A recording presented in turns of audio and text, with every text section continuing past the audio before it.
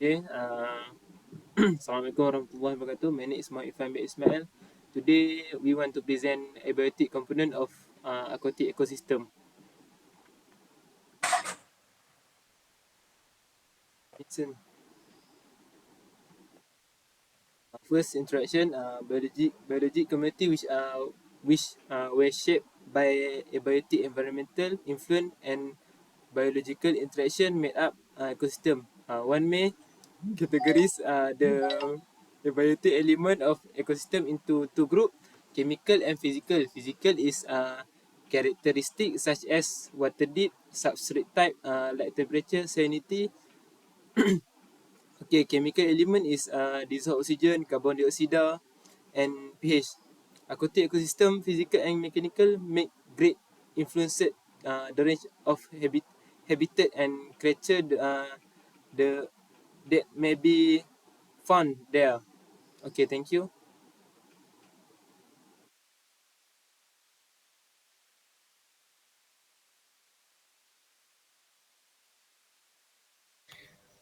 Okay, Assalamualaikum. My name is Muhammad Fakrul Amin. My number matrix is S74383. I will present about methodology. First, the objective of the lab report is the main objective of this laboratory lesson is to introduce students practically to the major physical and chemical component of ecosystem and learn how to measure the parameter in the field. The apparatus YSI meter, refractometer, Secchidis, YSI meter to measure the pH, refractometer to measure the salinity, Secchidis to measure the turbidity of water. Procedure is measured the above parameter. Use the YSI meter, water quality, use YSI meter at 3 different stations and recorded the temperature, salinity, dissolved oxygen, and pH of the water in triplicate. Next. Okay, my name is Fu. My metric number is S74670. For the text content, the data be plotted in the diagram for the physical and the chemical.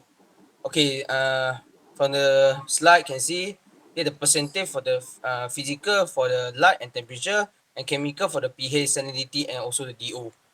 Okay, so where come the data for this two plot? From here, the table or the side for the A that day we take the result, and also the B that day we take the result. That's all for me.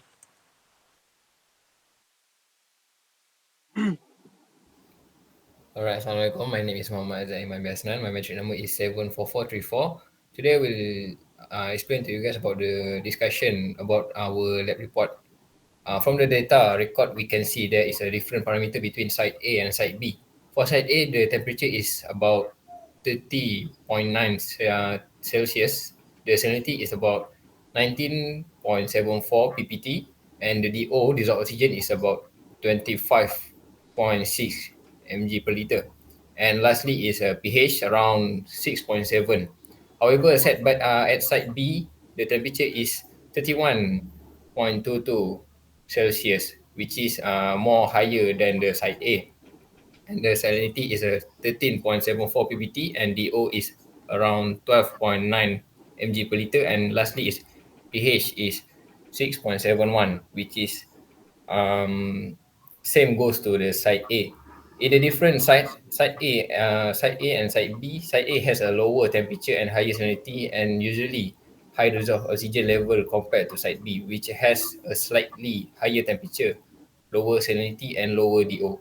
Typically, higher salinity and temperature reduce solubility, but site A elevated DO suggests external influence such as photosynthesis, aeration, or sampling condition. Despite the significant difference in DO, which is dissolved oxygen, both sites maintain stable and similar pH value 6.7 or around 6.71, indicating strong buffering capacity. The interplay between these parameters highlights a complex system where external or localized factor significantly impact water quality. That's all from me. Thank you.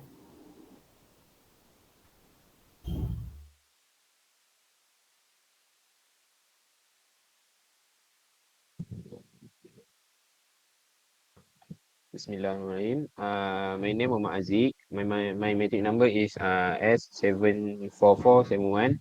So for this lab conclusion is in conclusion, this practical is about the two type, which is the main physical and chemical elements of the biotic aquatic environment that we have that we do at the CTU, as well how to use water parameter tools such as SACHIDIS, SI meters and refractometers to test water quality at the site A and site B.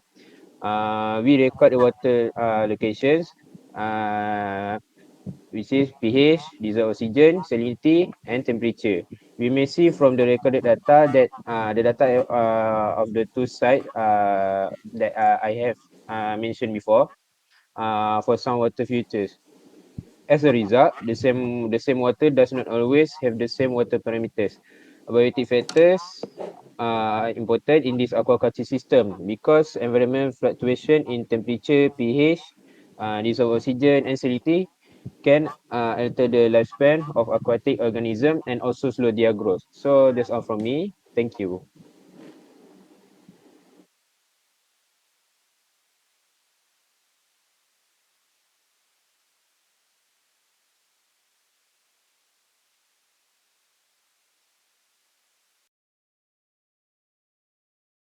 Assalamualaikum warahmatullahi wabarakatuh. My name is Muhammad Irfan bin Ismail, manometric S74641. Today I want to introduce about benthos. Microbenthos refer to organism that live on, in, or near seabed. Also known is a benthic zone and a large and not to be seen with a naked eye. The organism play crucial role in aquatic ecosystem by contributing to nutrient cycling, sediment stabilization, and as a food source for hypertrophic level. Thank you. Okay, my name is Fu Dong Kwan. My metric number is S74670. For the methodology, first is objective. For this lab 3, the objective to determine the species, diversity, and composition of the microbenthos in an ecosystem. The apparatus we use are like sediment grab, tray, pair, plastic bags, bottle, silver of 500 UMs, rose, Wenger, rose solutions. Okay, for this, the process is first we collect the sample using the sediment grab and put the sample in 2 plastic bags. Second, put the sample in the trough after passing through 500 syrup and species solved into group, work, crustacean, mollusk, and others.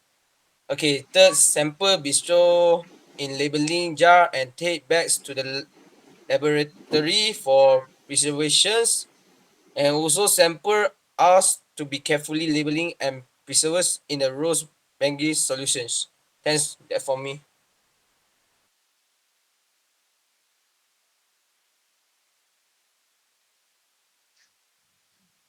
Okay. My name is Muhammad Aziz. My metric number S74471.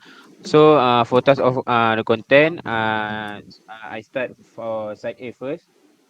We have we got two species, which is Ceratidia obtusa and Phylum Annelida for species Ceratidia. We got number of individual is two.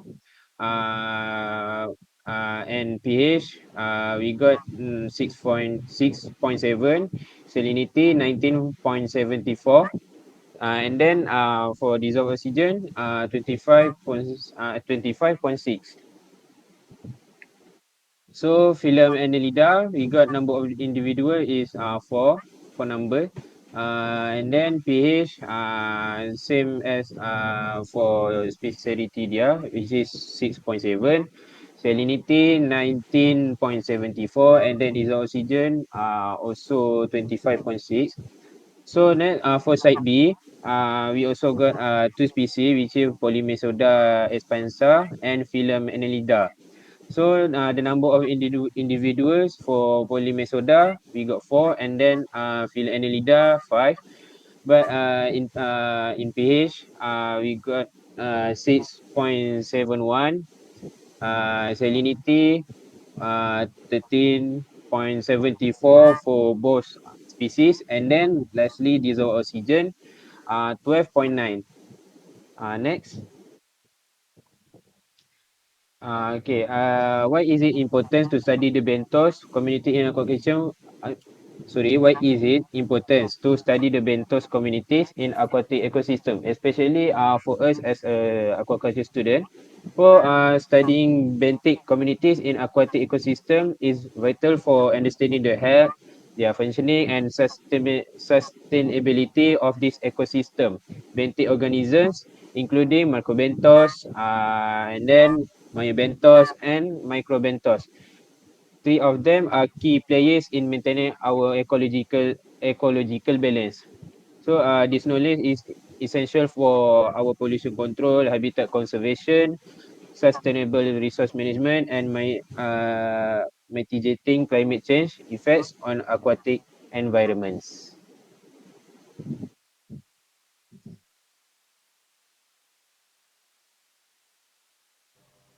Bismillahirrahmanirrahim. My name is Muhammad Fakrul Amin bin Iskandar. My number matric is S74383. Okay, I will present about calculation of diversity of macrobenthos. Okay, we can see the side A is 0.5445, and at side B is 0.4961. So we see here the side A has the higher diversity index, so has more species richness and evenness. It will be more resistant to any environmental damage or change. Next.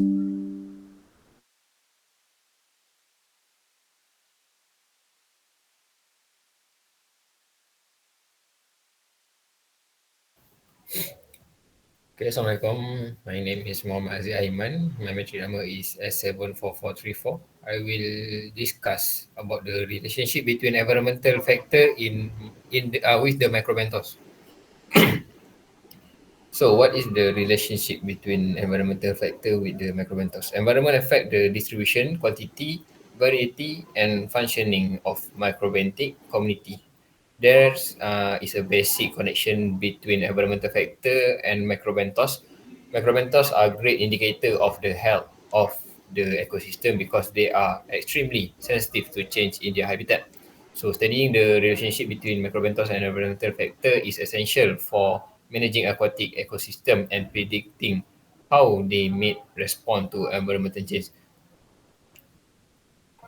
Next slide.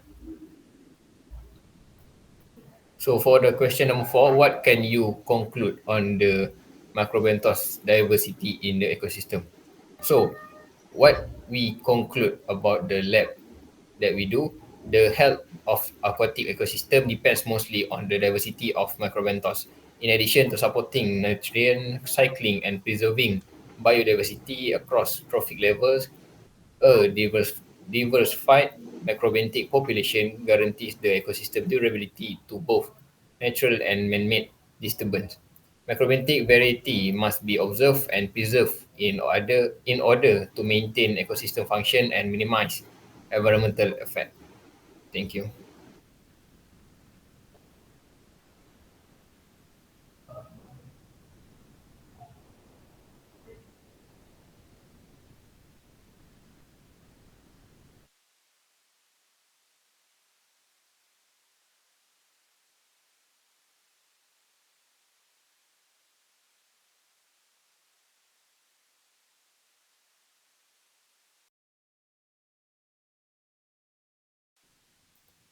Okay, Bismillahirrahmanirrahim. Assalamualaikum warahmatullahi wabarakatuh. My name is Muhammad Aziz Ahmad bin Hasnan. My metric number is S74434. Today we will explain and present to you about the diversity of plankton. So the introduction of our lab report is the structure of the photosynthetic phytoplankton and herbivorous and predaceous zooplankton communities in aquatic system were dynamic and constantly changing. Combined with the small size of the organism, a complex community that was difficult to sample accurately was created. Phytoplankton and zooplankton in the open water of a lake or stream were often sampled by means of water bottles such as the Vendon sampler. This model allowed the researcher to sample from a specific depth and obtain a measured quantity of water for later analysis. This method allowed the researcher to quantify the result as well, something that could not be as accurately done with the next method. Plankton nets had the advantage of being capable of sampling large volumes of water very quickly, particularly from surface areas. However, they were very difficult to quantify since it was difficult to accurately measure the volume of water passing through the net. In addition, mesh size had to be chosen carefully as many of the organisms, particularly phytoplankton, were smaller than the mesh size of many nets and simply pass through. Thank you from us.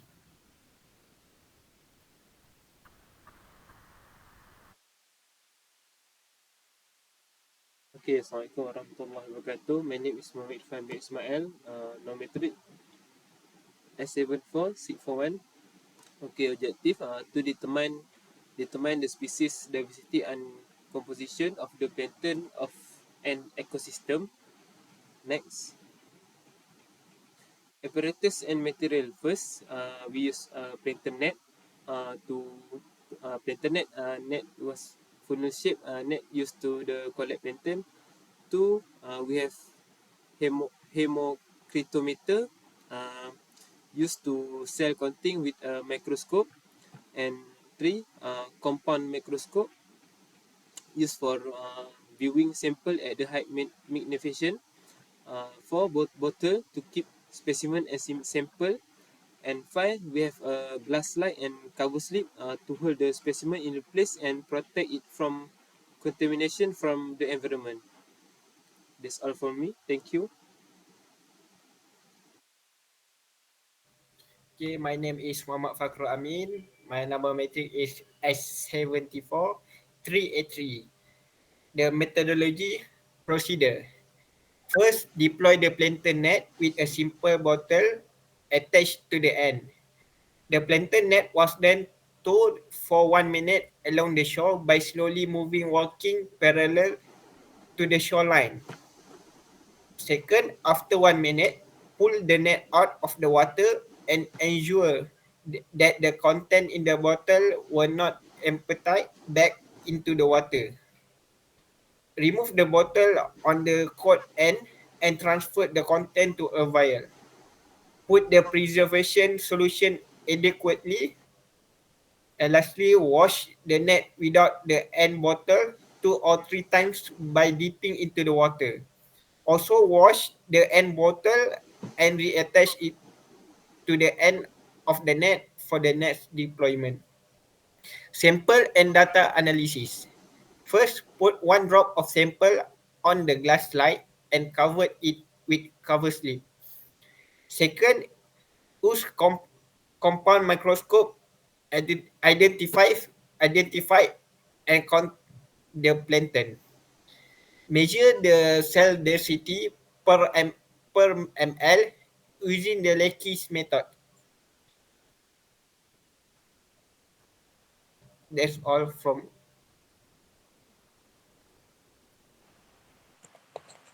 Okay, hi, me again, reasons for the text content. Okay, because the plankton population compress the foundation of the aquatic food web, regulate the carbon cycle, provide the biodiversity as an indicator of ecosystem health and are important for the management fishery and water quality. Is important to research them, maintain the balance and the sustainability of the aquatic environment requires of understanding of plankton.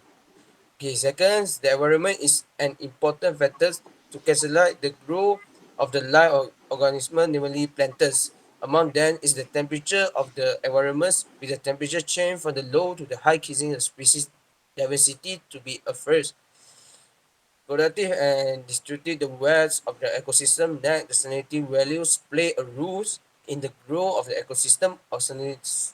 On the saltwater planktons will be more reproductive than freshwater plankton. Okay, so from here we can see that for the side A, from the counting we get 12, and for the side B, 41. Okay, for the nice for the dissecting of the count planktons.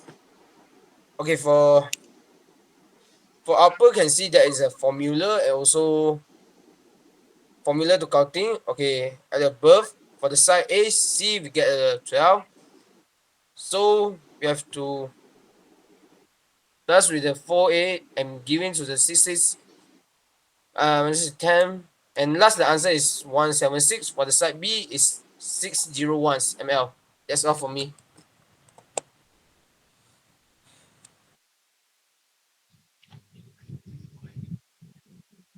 Okay, hi. My name Muhammad Aziz. My matrix number S1744771.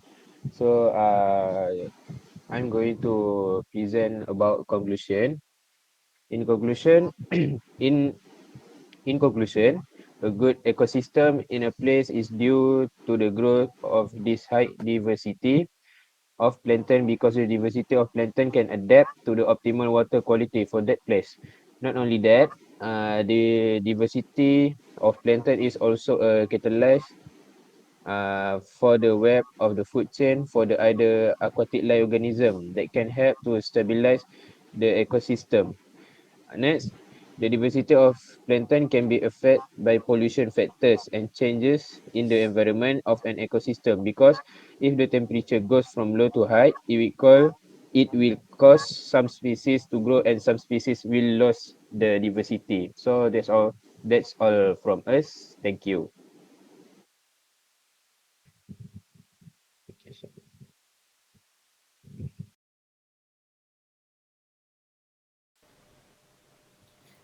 Assalamualaikum. Today we want to present about identification of aquatic weed and their type. My name is Muhammad Fakhrul Amin bin Iskandar. My number matric is S74383. I will present about the introduction. Next. Next. Next. Firstly, the introduction. Aquatic macroplates are aquatic plants that are large enough for their appearance. In other words, they can be seen by naked eyes since they are larger than algae. The general term aquatic plants usually refer to aquatic macrophytes, but some scientists use it to mean both aquatic macrophytes and algae. Macrophytes can be found growing in standing pond, shallow, shallow lake, swamp, and flowing water, such as stream and river. That's all from me.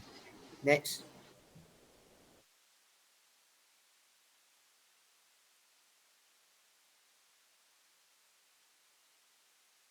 Okay, next slide.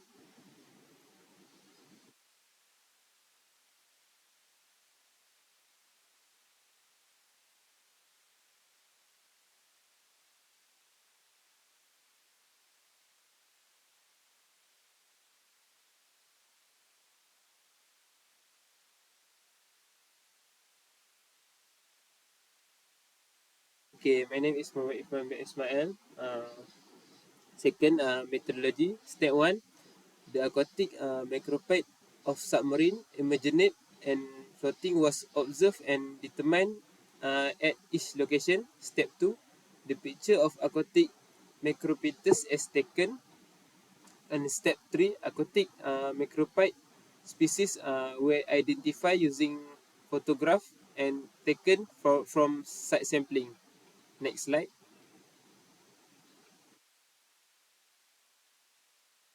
Step 4, aquatic plant are regularly mapped in the ecosystem that have been sampled, rising, sinking, and floating plant. That's all for me. Thank you.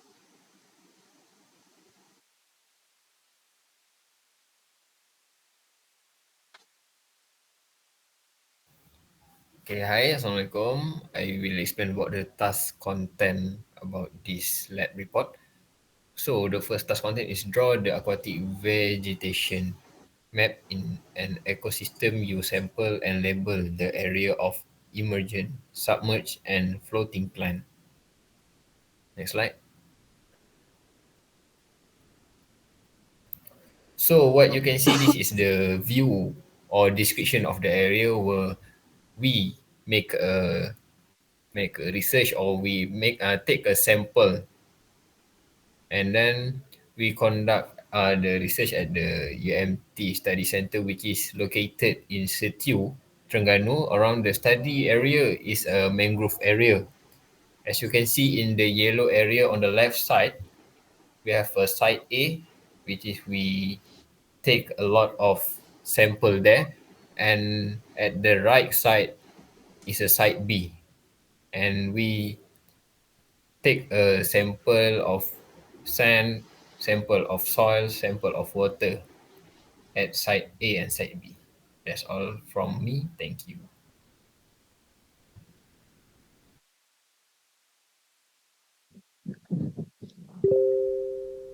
Okay, next, I introduce myself first. My name is Muhammad Aziz. My matrix number is 74471. So, for the next task content is how can we identify the which site got species richness. For site A, we got 0.4264, and site B we got 0.2132. Next.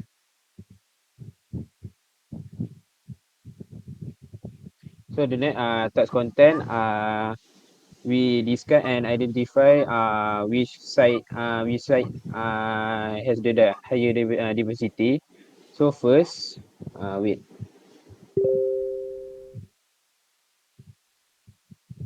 we calculate the site A first, which is uh,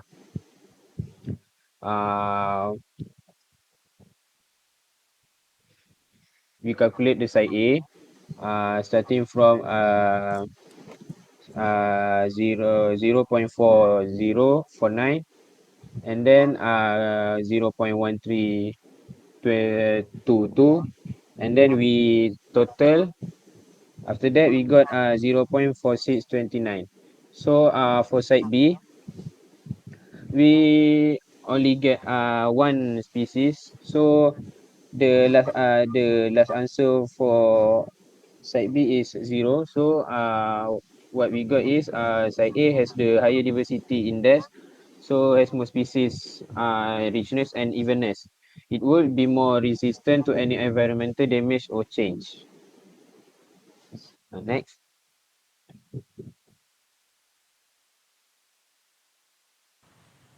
Okay, it's me again, Vincent. S74670 for the conclusions. In the conclusion notes, the variety of the aquatic weeds and their practices in the aquaculture industry is curious for the management and comprehending the independencies around aquatic ecosystem as a location to reside and the primary source of the food for the habitat consumers. Aquatic weeds are also one of the most important components of aquatic ecosystem. The preserve of the aquatic weeds can also help in the conservation activity should as is a protected area of ecosystem. which through for indirection these steps can protect the original species and habitat. Thanks, that's for me.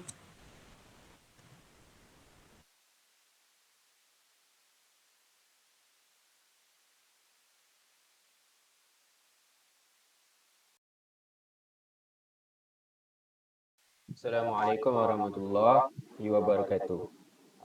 We are from Group 5. Today we are going to present Lab 6 about Nathan in ecosystem aquaculture. Next, Nathan. Nathan is a Greek word for the swimming. These organisms are capable of independent movement in the ocean.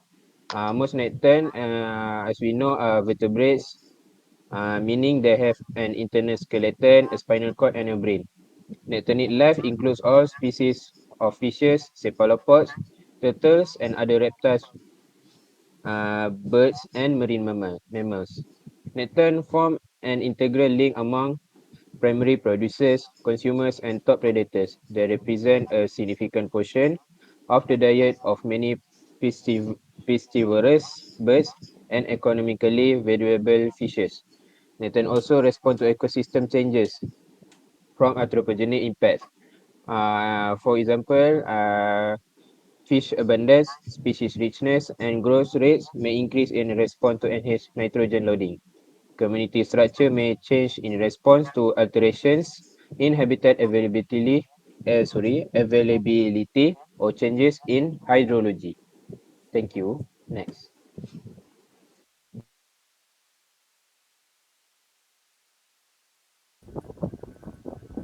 Bismillah, Assalamualaikum. My name is Muhammad Fakrul Amir Iskandar. My number matrix is S74383. Today I want to present about objective of this lab report. The objective of this lab report is to identify the nectar species in an ecosystem. That's all from me. Thank you.